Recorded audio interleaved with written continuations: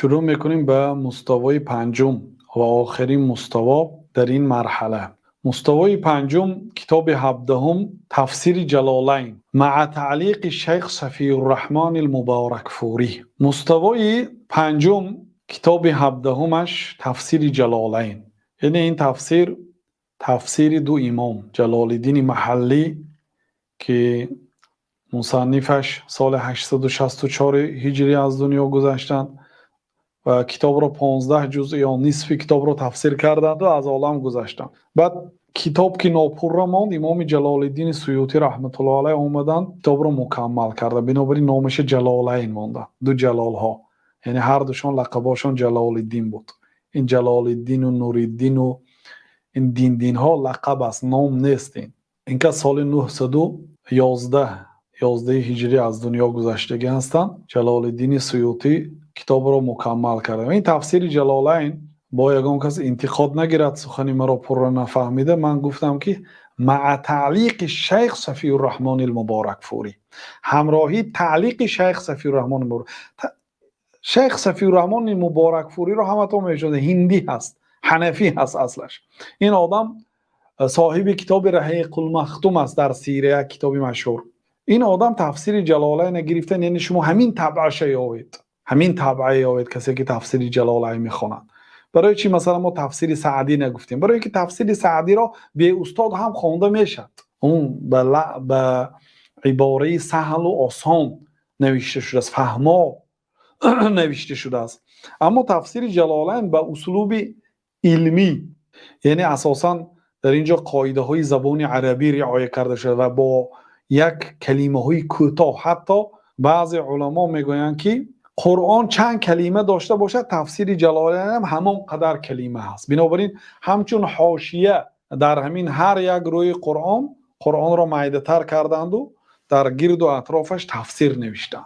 تفسیر جلالین بسیار تفسیر مختصر است. البته خیلی که گفتیم با تعلیق شیخ صفی الرحمن مبارکفوری خوانده شود و در نزد استاد خوانده شود. بله، انسان میتواند مثلا از کتاب مفردات الفاظ قرآن از آن راغب اصبهانی استفاده برد.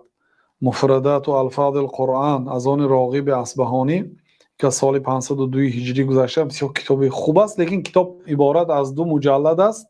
این کتاب کلمه های قرآن را تفسیر میکند.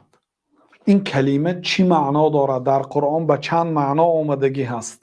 بسیار کتابی بزرگ است، لیکن اساسا طالبین باید یکی کتاب درسی است ولی کتاب بزرگ است، عبارت از 2 جلد است.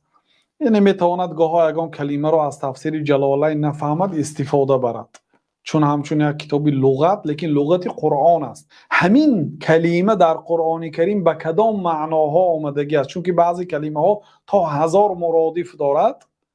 شما شاید اون مرادفای میمونید معنای قرآن درست نمیفهمید، لیکن این کتاب از آن راغب و چون کلمه را چنان تفسیر میکند که به آن معنایی که در قرآن آمده است. حتی میگوید که همین کلمه در قرآن به 5 معنا آمدگی است، 5 آیات را مثال میآورد.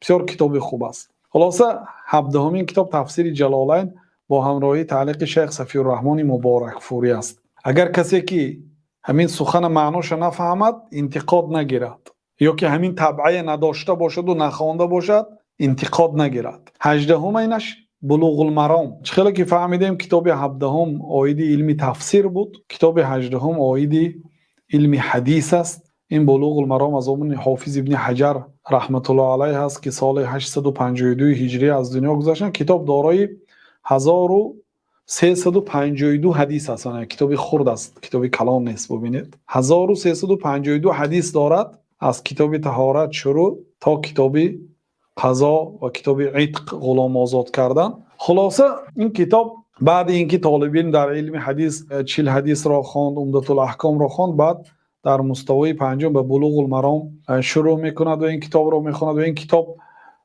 بسیار کتاب مبارک است. حتی مصنفش حافظ ابن حجر در مقدمش میگن که حررته تحریرا بالغا لیصیر من یحفظه بین اقرانه نابغا. من این کتاب را چنان تحریر کردم، یعنی بالای این کتاب چنان خدمت کردم تا اینکه کسی که این کتاب رو اگر حفظ کند بین هم یعنی اقرانش همسالانش بین آنهایی که همراهش طلب علم میکنند نابغان یک شخصی نابغه یک شخصی بزرگ یک شخصی فوق العاده میشد. حررته تحریرا بالغا لیصیر من یحفظه بین اقرانه نابغا. هر دوش در یک دانشگاه خواندگی است لیکن اینش از اینش فرق. هر دوش در نزد یک استاد خواندگی است لیکن اینش فرق میکنه، فرق کلان دارد. یعنی با این نیت نمیخواند طالب علم، نیتی خالص باید داشته باشد، لیکن این دلالت به بزرگی کتاب میکند. بله بعضی مصنف ها کتاب خودشان را ثنا میگفتند، واقعا به اون ثناها سزاوار است، یعنی که این کتاب بسیار کتاب بزرگ است. با از این شروع نکنید و اول چه خیلی که گفتیم در بالا، اول کتاب‌هایی که در بالا گفتیم آن را بخوانید. یعنی که 18مین کتاب کتاب بلوغ المرام از آن حافظ ابن حجر است که در علم حدیث است. 17 در علم تفسیر بود.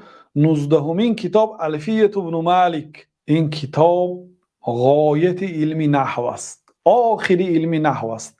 عبارت از 1000 بیت شعر است. ما اینا در مدت 4 سال خواندگی هستیم، هر روز 2 بیت میخواندیم، در یک هفته 3 مراتب. الفیه ابن مالک 1000 بیت شعر آید علم نحو، علم گراماتیک عرب. مصنفش سال 672 هجری گذشته هستند. بسیار کتابی گوییم میشد گفت آخری علم نحو با شرحش علل خصوص. و در مقدمش میگن که قال محمد هو ابن مالک احمد رب الله خیر مالک. ما این کتاب را محمد گفت یعنی خودشان که او ابن مالک است، هم میگن پروردگارم الله را بهترین مالک است.